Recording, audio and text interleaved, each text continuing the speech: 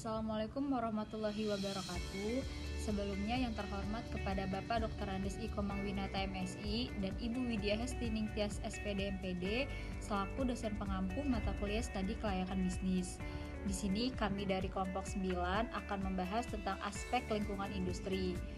Sebelumnya izin memperkenalkan diri, kami dari kelompok 9 yang beranggotakan 4 orang, yaitu saya sendiri Hani Ferdianti dengan NPM 1813031037 dan ketiga rekan saya yaitu Mas Fiah dengan NPM 1813031047 dan Dwi Wahyuni dengan NPM 1813031051 dan Bambang Heriadi dengan NPM 1853031003.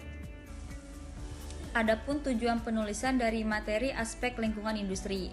Yang pertama yaitu untuk mengetahui persaingan dalam industri, yang kedua untuk mengetahui kekuatan dan penawaran pembeli, yang ketiga untuk mengetahui bentuk barang substitusi, dan yang keempat untuk mengetahui kekuatan dari supplier, dan yang terakhir yaitu untuk mengetahui kajian dalam aspek lingkungan industri.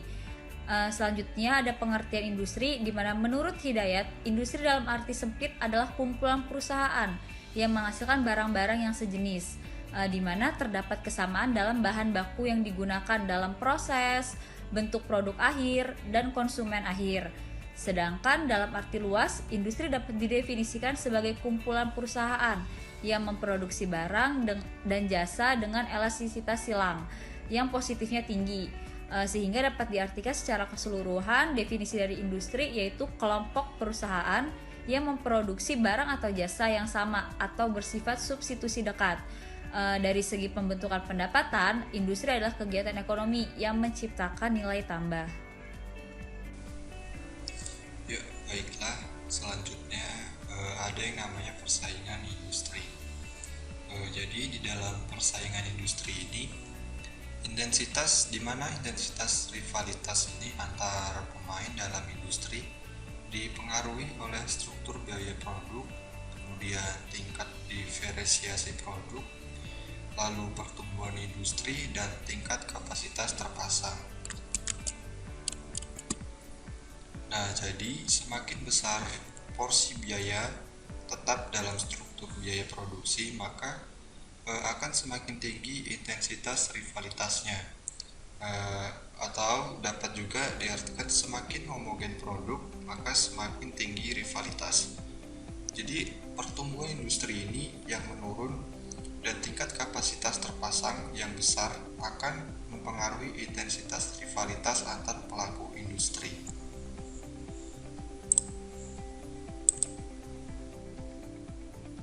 Ya, oke.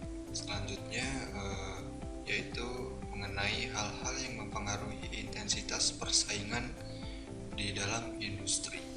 Tentu yang pertama adanya jumlah pesaing banyak dengan kekuatan berimbang. Lalu pertumbuhan industri lambat, dan yang ketiga produk atau jasa yang dihasilkan kurang terdiferensiasi atau memiliki suatu switching cost yang rendah. Dan yang keempat yaitu produk memiliki biaya tetap tinggi dan tidak tahan lama. Lalu yang kelima, penambahan kapasitas dalam jumlah besar akan mengganggu keseimbangan permintaan dan penawaran dalam industri.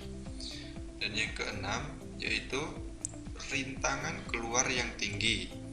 Dan yang terakhir tentunya ada pesaing memiliki perbedaan dalam strategi, asal, dan kepribadian. Baik, selanjutnya yakni kekuatan dan penawaran pembeli. Dalam dunia industri, pembeli memiliki kekuatan tersendiri dalam menentukan manakah industri yang paling sesuai dan kompetitif untuk dijadikan tempatnya untuk membeli atau memenuhi keterbutuhannya.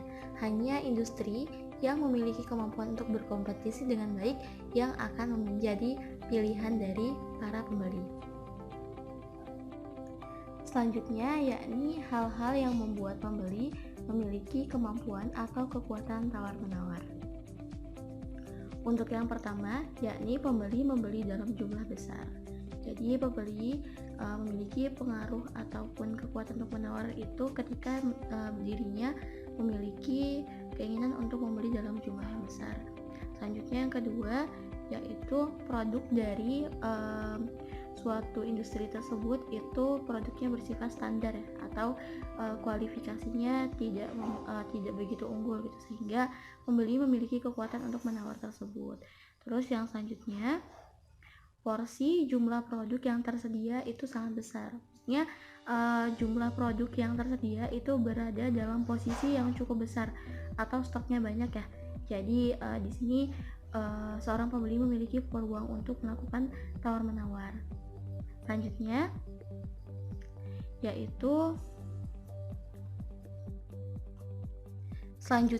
yakni produk hanya memiliki keuntungan yang kecil bagi pembeli. Maksudnya di sini adalah produk tersebut tidak begitu dibutuhkan oleh pembeli, sehingga pembeli berani untuk melakukan proses tawar-menawar.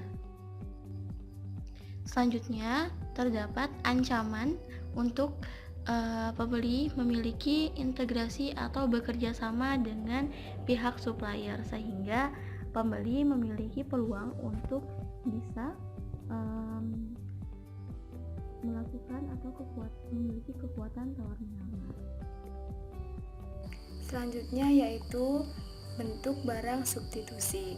Saat ini antar barang atau jasa yang satu dengan yang lainnya banyak yang telah melakukan substitusi. Hal ini dapat kita lihat pada gadget yang tidak hanya digunakan untuk berkomunikasi, namun dapat digunakan juga untuk mendengarkan musik, menonton film, dan lain sebagainya. Selanjutnya yaitu kekuatan supplier.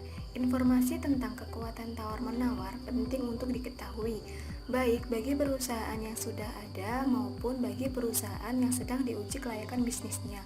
Oleh karena itu, pemasok bisa mempunyai kekuatan apabila yang pertama, pemasok didominasi oleh sedikit perusahaan. Yang kedua, produk yang dihasilkan unik sehingga sulit untuk mencari penggantinya. Yang ketiga, produk pemasok sangat penting bagi pembeli.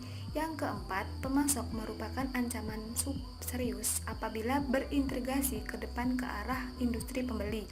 Dan yang kelima, yaitu pembeli bukan merupakan konsumen penting bagi pemasok. Selanjutnya ada kajian aspek lingkungan.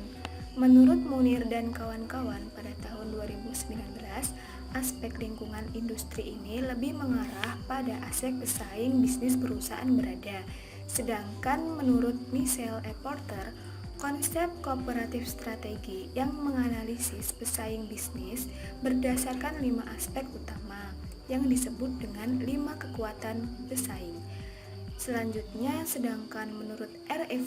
Freeman, sebagaimana dikutip oleh Whelan, merekomendasikan aspek keenam untuk melengkapinya. Yang pertama adalah ancaman masuk pendatang baru, yang diantaranya ada skala ekonomi, diferensiasi produk, kecukupan modal, dan biaya peralihan.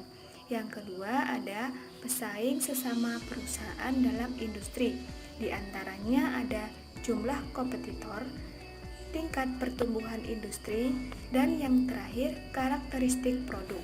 Yang ketiga ada ancaman dari produk pengganti. Yang keempat kekuatan tawar-menawar pembeli atau buyers, yaitu beberapa kondisi yang mungkin dialami oleh perusahaan adalah yang pertama, pembeli membeli jumlah yang banyak. Yang kedua, pembeli mampu memproduksi produk yang diperlukan. Yang ketiga, sifat produk tidak terdiferensiasi dan banyak pemasok. Dan yang terakhir ada switching cost, pemasok adalah kecil. Yang kelima ada kekuatan tawar-menawar atau supplier. Di antaranya adalah sebagai berikut. Yang pertama ada jumlah pemasok sedikit. Yang kedua, produk yang unik dan mampu menciptakan switching cost yang besar.